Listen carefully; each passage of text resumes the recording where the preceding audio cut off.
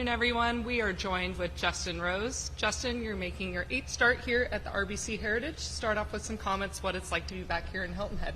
Yeah, I think always loved being back here in Hilton Head. I think just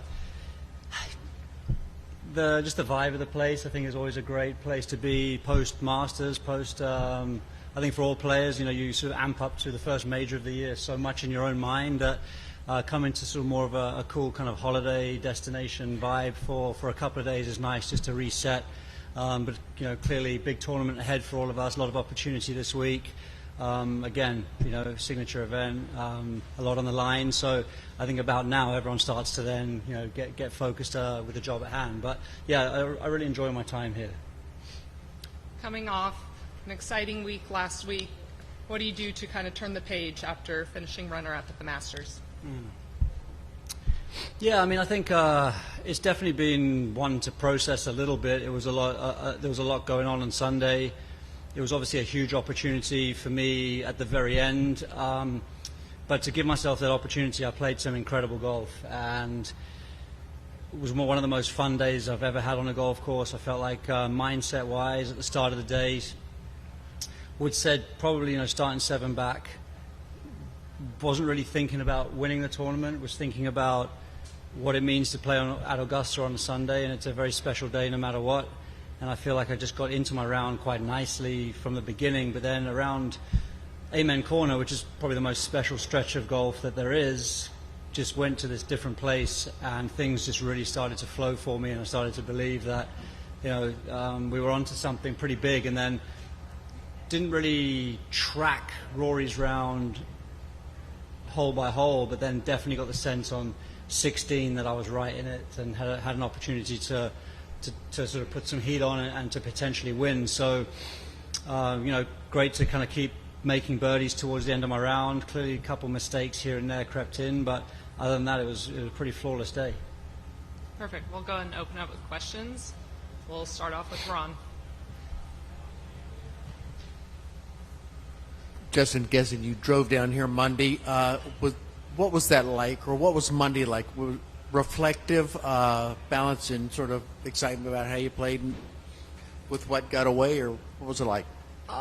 Yeah, mixed emotions for sure. And that's probably a lot of outpouring from people with a lot of positive comments, coming at me. So I think trying to absorb that, trying to absorb the week, but at the same time looking at my phone and just wishing there was a different message there. A lot of sort of heartfelt commiserations and things like that.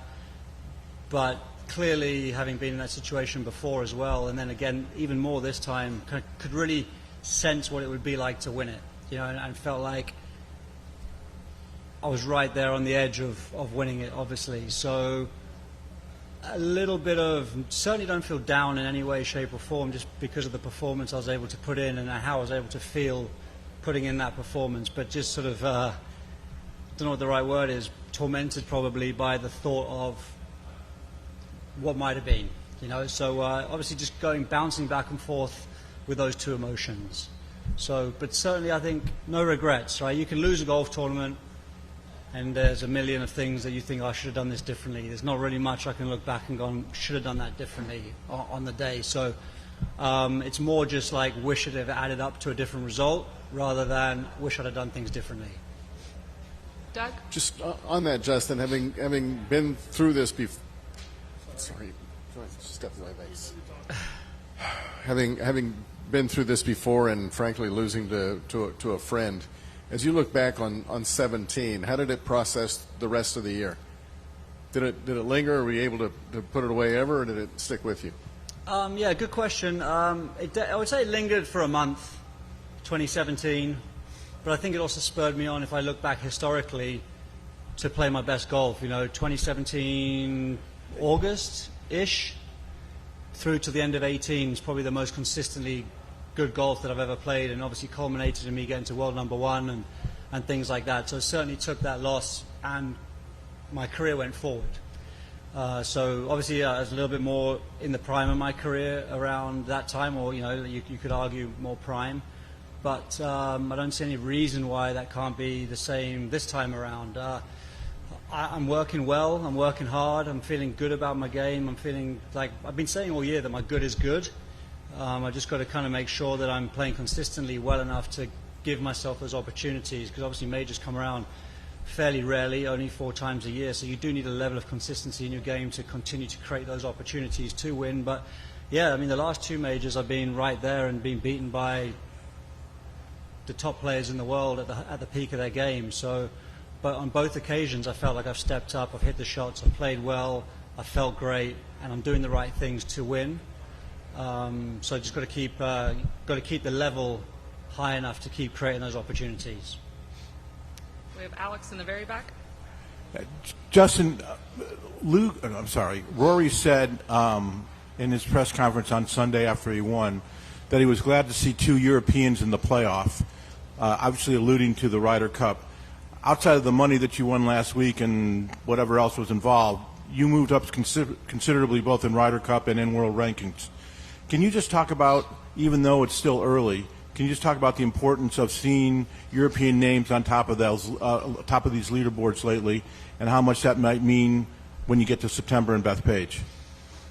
Yeah, obviously it's been noticed this year amongst us, the Europeans, that we're playing well. There's a lot of guys really contending for tournaments. There's a lot of guys playing some good golf, and that's great to see. It's great to see that the boys are really adapting to the PGA Tour, even some of the newer guys, and beginning to sort of week in, week out put up good performances. Obviously, from a winning point of view, yeah, Rory's obviously had a great start to the year. His name's been up there a lot. Sepp Straka winning, things like that. Like, it's been good to see, but I don't know if it matters right now. Ryder Cup is a long way away. I think there's good energy around our team and what we're sort of trying to gear up for. By no means do we sort of underestimate the task at hand. I think going to New York, we all know what a challenge that's going to be, and I think we all know that it's going to have to be a fully firing European team to have a chance there. So far so good, though, for sure. Like, there's definitely good form amongst the boys, but you can only hope that that continues into the months that matter right before the Ryder Cup. But I think on track. I think if I was Luke Donald right now, I'd be looking at my team going, okay, the boys are, everything's according to plan at this present moment in time. Moving over to the left side, we have Paul. Hey, Justin. Wondering, before you won the U.S. Open in 2013, you had 6 years of solid results, and just wondering if you had put any mental burden on yourself beforehand to kind of, when is it going to be my time? When am I going to do this? And if that changed after you won? Yeah, I think there was definitely a sort of a shift in, there was a nice progression in my career around that time. I think it was 2010 I won on the PGA Tour, 2011 I won a playoff event, 2012 I won a World Golf Championship event. So I kind of told myself, or sold myself on that story, that next stop, major championship. That's kind of the way it was going. It was quite a linear progression from that point of view. And then 2013 came along, and fortunate enough to knock off Merion. But I kind of knew that there's sort of the other side narrative I had with myself was, let's call it age 30 to 40, 10 years, I was going to play 40 major championships, and I was going to create opportunities in that 40. So when my first opportunity came around, don't strangle it. Like I even said that last week, like, when you have the opportunity to win in these events that really can move the needle on your career, you've got to just also let it happen. So I think that's what I did a great job of at Merion. I kind of was very process driven all week, because I knew that I was going to have other opportunities in the future as well. So obviously, yeah, I think since then I've had it's racking up too many seconds than I care to think about now, but I'm still creating opportunities. You can't skip throughout your career without a little heartache here and there. But I've had the luck go my way on occasion as well, and hope that if I can keep doing what I'm doing, get that little bit of luck to get across the line again. And just to follow on that, sometimes when we see someone break through with a first major, mentally it frees them up. They feel like they can be more themselves publicly. They can kind of just live in it a little bit more. Did that happen at all for you? I mean, I think so. I was very grateful to have won a major, because I also realized how many great players had not won major championships, So when I had that box checked, I was like, okay, great, we can now use this. That's definitely the mindset. It's like you can use this to free yourself up and hopefully be the catalyst to winning more and winning them more easily. once that monkey's off the back. So, yeah, even in my situation now, I take that loss pretty badly. Yesterday is tough, but had I not won a major, that would have been even more brutal, no doubt about it. So, yes, it is a great thing to have already achieved, and it's a good thing in every other major championship you play, yeah, 100%. But you do look at the majors each individually, as Rory did. The Masters was elusive, even though he was 5-time major champion, or four. That was the one that mattered, But listen, I was a stone's throw away from winning the Open, winning the Masters. I'd have been going for a Grand Slam at the PGA. It's like that. It can be that close. And I've got to believe that. And, I'm close to kind of some seriously good stuff, yeah. And we're going to go back to Doug. What are you thinking about this week? How do you think you're going to perform? I was just looking back at 17. I think you're off for a month after that last Masters. Are you happy to be here? That's a terrible question, sorry. A month off. Yeah, I'll probably. No, I'm happy to be here, to be honest with you. Yeah, I am, and I'm very motivated just generally this year. And I would say that that's been the difference this year. I'm creating these better opportunities, these better weeks, because I feel like I'm doing the work away from golf tournaments as well. There's just a bit more energy and motivation and belief in what I'm doing and what I'm trying to achieve. So, yeah, of course, I'm looking forward to going home next week for a 2-week reset. I think that's important, especially living in England. I feel like those are very key weeks for me to make sure I'm kind of maintaining my energy and things like that to come back and compete. But yeah, all in all, I'm not yearning for time off or anything like that. I'm quite focused on the next objectives, yeah. And you may have addressed this a little bit last week, but why do you have energy? Why are you doing this at age 43 with a pretty sizable list of accomplishments already? What keeps you going at this stage? Just the belief that I still can have these special moments in the game is what I'm calling them. I think little things like holding the putt on the Friday at the Ryder Cup with all the team around me, that's a moment I'll remember. Like, it's a special moment.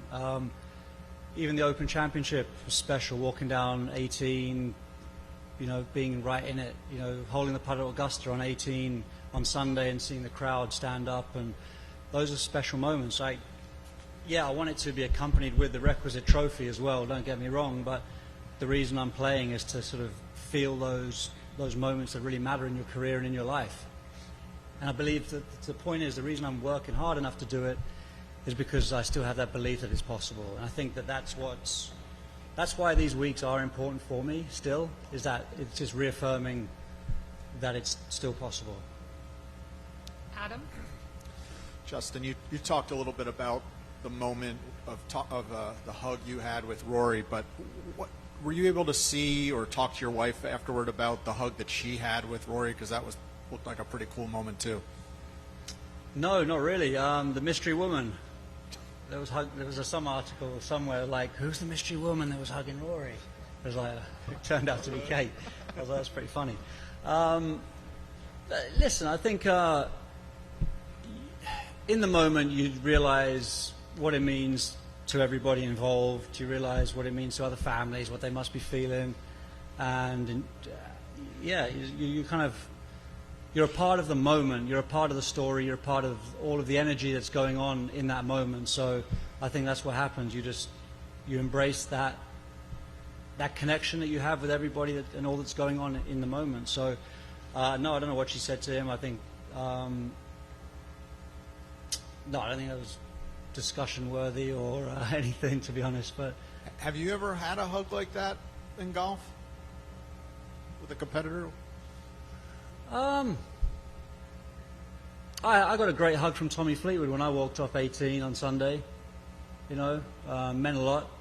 It's not always about the result. It's about how someone can make you feel or what they say and stuff like that. So, but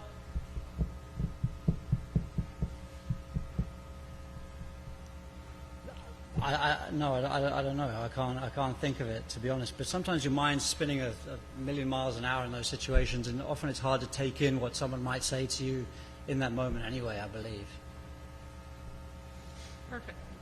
We have a special guest here. We have the men's golf team from Yeah. Charleston. We're going to take one question here. I'd like to ask you what you think your biggest inspiration would be as a golf player. What's my biggest inspiration? Yes, sir.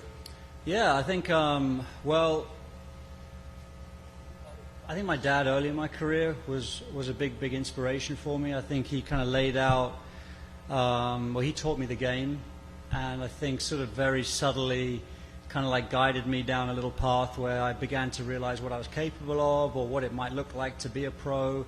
And I'd always think that I felt like I had a talent to play the game, but that talent was always like, it's a double-edged sword. Like, it's great to have a talent for something, but I also felt like it was a burden to have it as well. But I never wanted to see it as a burden. So I guess my inspiration, to answer your question, has always been to sort of maximize the potential that I've had in my game and the potential that my dad saw in me. So not waste it, squander it, not sort of, yeah, put in the requisite work, put in the work that's required to make talent worth it, or to make your ability shine through. So I guess that's been my inspiration. It's just like getting the most out of yourself. Perfect. That's all the questions we have. Justin, thank you for the time. Thank you.